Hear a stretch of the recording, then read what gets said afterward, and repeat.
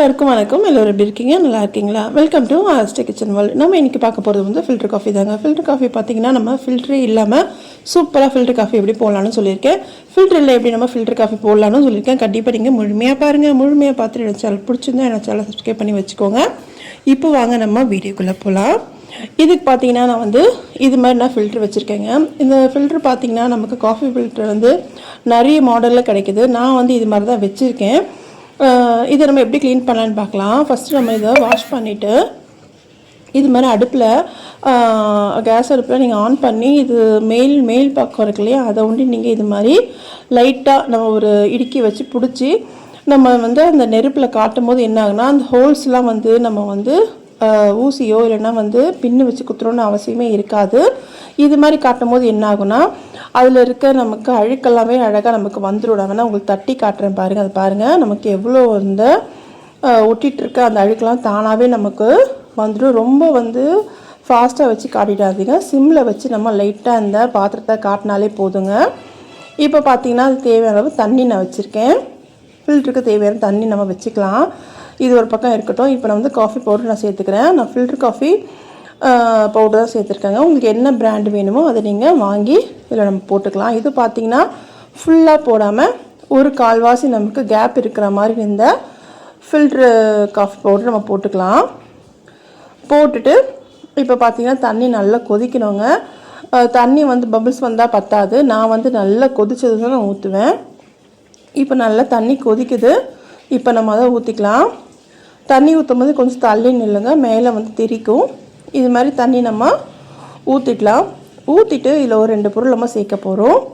நான் வந்து நாட்டு சக்கரை சேர்க்குறேன். நீங்கள் சக்கரை இருந்தாலும் சக்கரை சேர்த்துக்கோங்க. நமக்கு பார்த்திங்கன்னா கலர் பார்த்திங்கன்னா நல்ல ஒரு கலர் டார்க்னஸாக கிடைக்கும்.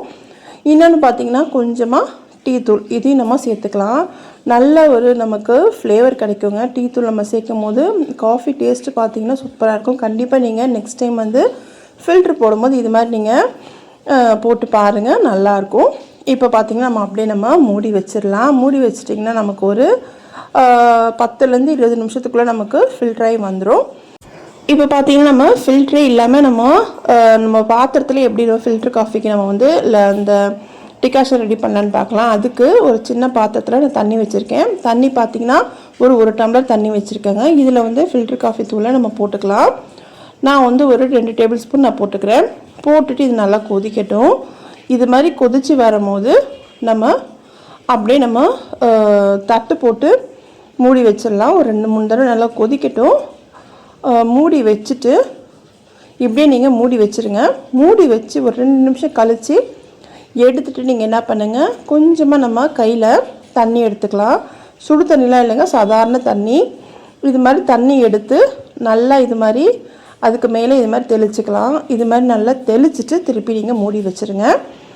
இது மாதிரி மூடி வைக்கும் போது நமக்கு என்ன ஆகுனா அந்த ஃபில்டர் காஃபிலுக்கு அந்த காஃபி தூள்லாம் கீழே நமக்கு அடியில் வந்து போயிட்டு மேலே வந்து நமக்கு டிகாஷன் சூப்பராக நமக்கு ரெடி ஆகிடும். பாருங்கள், 2-3 நிமிஷத்துல நமக்கு ரெடி ஆகிடுங்க. இப்போ நான் காஃபி உங்களுக்கு போட்டு காட்டுறேன். இந்த ஃபில்டருக்கு அதாவது நம்ம வந்து தனியாக பண்ணோம் இல்லையா, அதுலேருந்து நான் போட்டு காட்டுறேன். பாருங்கள், நமக்கு எந்த வித இந்த கசடு எதுவுமே வராது.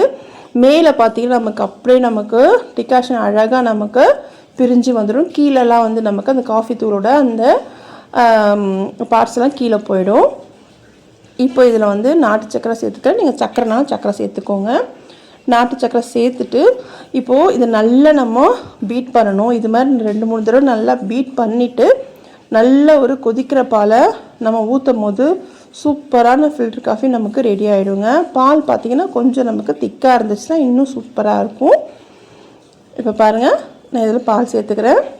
சேர்த்துட்டு நல்லா கலந்து விட்டுக்கலாம். அவ்வளோதான், நமக்கு ஒரு ஃபில்டர் காஃபி ரெடி ஆகிடுச்சு. அதாவது நம்ம ஃபில்டரே இல்லாமலே நம்ம வந்து டிகாஷன் நம்ம ரெடி பண்ணிட்டோங்க. இதுக்காக நம்ம துணியில் வடிகட்டணுன்ற அவசியமே கிடையாது. இப்போ இதில் பார்த்தீங்கன்னா கீழே நமக்கு வந்து இந்த காஃபி தூளோட பவுட்ரு கொஞ்சம் கூட நிற்காதுங்க. இப்போ உங்களுக்கு ரொம்ப ஸ்ட்ராங்காக வேணால் இன்னும் கொஞ்சம் கூட நம்ம ஊற்றிக்கலாம்.